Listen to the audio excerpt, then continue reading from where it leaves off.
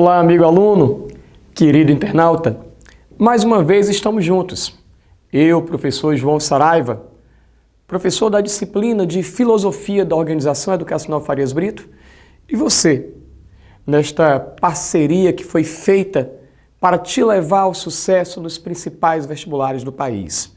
Parceria da Organização Educacional Farias Brito com a melhor e maior editora do país, a Editora Moderna. Hoje, em nossa aula, nós vamos trabalhar um pouco os instrumentos do pensar, de uma maneira toda especial, o conhecimento lógico. Ora, o que seria a lógica? Em sentido assim mais amplo, mais abrangente, a gente pode dizer que a lógica nada mais é do que uma investigação acerca da estrutura de como nós devemos argumentar para que os nossos argumentos pareçam ser válidos.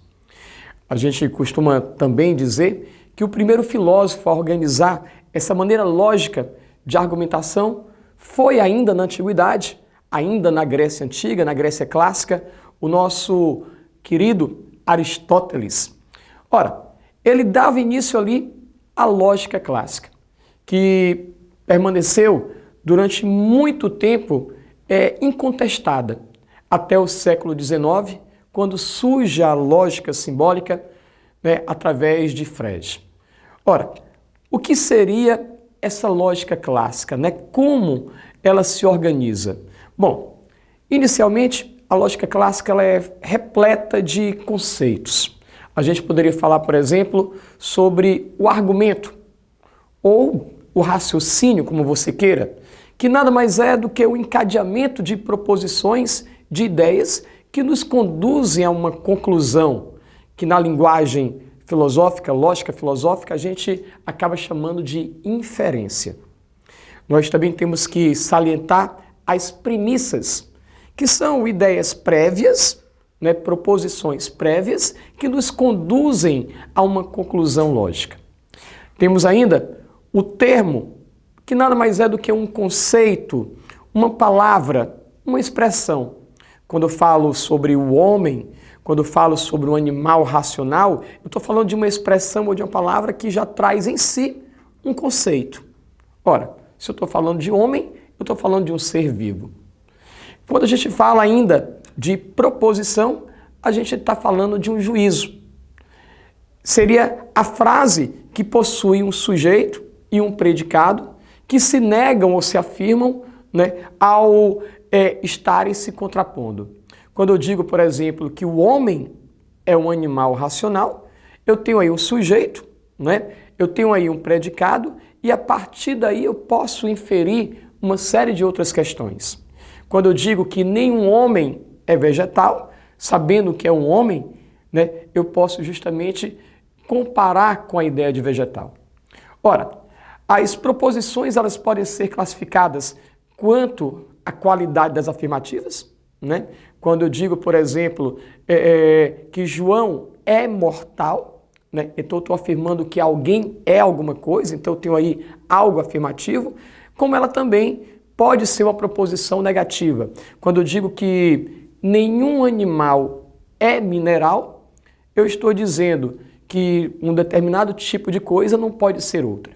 Do ponto de vista da quantidade, nós podemos dizer que essas proposições podem ser gerais, total ou universal, quando eu digo, por exemplo, que todo cão é mamífero, ou essas proposições podem ser particulares ou singulares, quando eu digo, por exemplo, que este cão é bravo.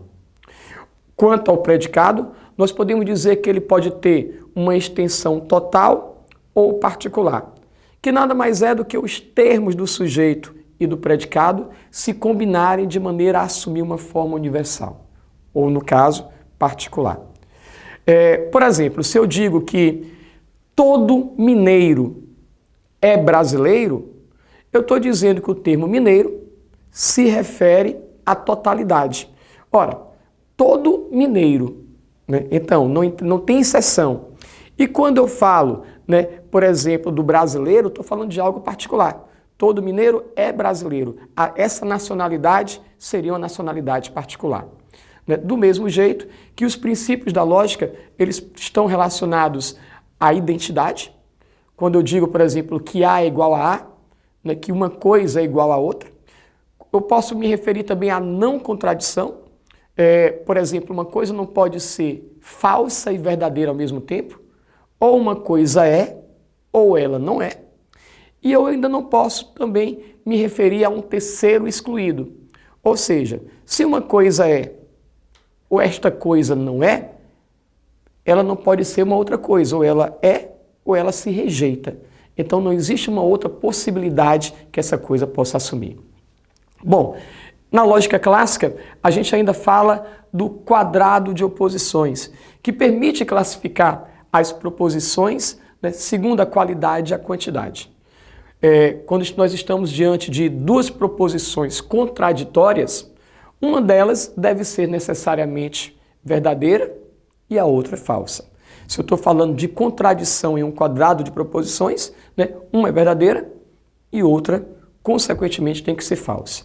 Falamos ainda na lógica clássica de silogismo, que nada mais é do que uma argumentação proposta por Aristóteles, que é composta de um termo médio, de um termo maior, né, algo que nos leva a uma conclusão, e um termo menor, que é o sujeito da conclusão. Né? Ora, o silogismo ele pode aparecer de diversas maneiras. Nós temos pelo menos 8 regras bem rígidas quanto à validade dos silogismos. E são esses silogismos que vão nos levar a compreender algo como verdadeiro ou falso. Bom, ainda com relação aos conceitos e definições da lógica clássica, nós podemos nos referir aos tipos de argumentos. Nós temos 3 tipos de argumentos encontrados tradicionalmente na lógica, que é a dedução, que parte de pelo menos uma proposição geral para se chegar a uma conclusão também geral ou particular. A dedução é quando você tem uma regra até então encontrada por todos, aceita por todos, e você tenta verificar se algo se enquadra dentro dessa regra. Nós temos a indução, que parte de diversos dados singulares, da observação de particularidades, tentando constatar uma proposição geral. Se eu digo que um determinado metal conduz eletricidade e eu tenho um outro metal que também conduz eletricidade e mais um terceiro que conduz, eu estou partindo de situações particulares para tentar encontrar uma regra geral, que eu encontro quando eu digo que todos os metais conduzem eletricidade.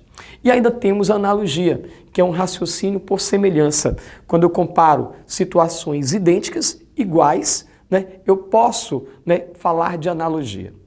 Bom, a filosofia também fala desde os tempos remotos, desde os tempos dos pré-socráticos, ainda, né, logo depois com os sofistas, fala-se muito em falácia. O que é uma falácia? Um tipo de raciocínio aparentemente verdadeiro, mas que nos conduz ao erro. Ora, para finalizar, a gente chega a uma outra lógica, a lógica simbólica que surge a partir do século XIX, a partir da contribuição, né, de Frege, né, que é o principal representante, que procura, a partir da matemática, desenvolver uma linguagem técnica, artificial mais ampla, que precisa ser utilizada para se contrapor ao tradicionalismo da lógica. Ela divide-se no cálculo proposicional e no cálculo de predicados.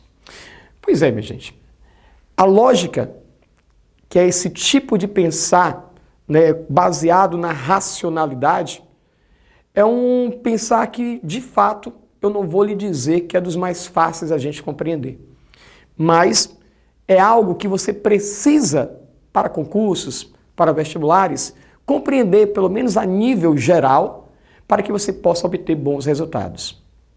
Se você tem aí algum inscrito, se você está com o nosso material que a Moderna, com a sua parceria com o Sistema Farias Brito, preparou com tanto carinho para você, você poderá, ao ler o capítulo, certamente, logicamente, chegar ao seu sucesso. Se você gostou, vamos juntos novamente se encontrar muito em breve nas próximas lições. Um grande abraço.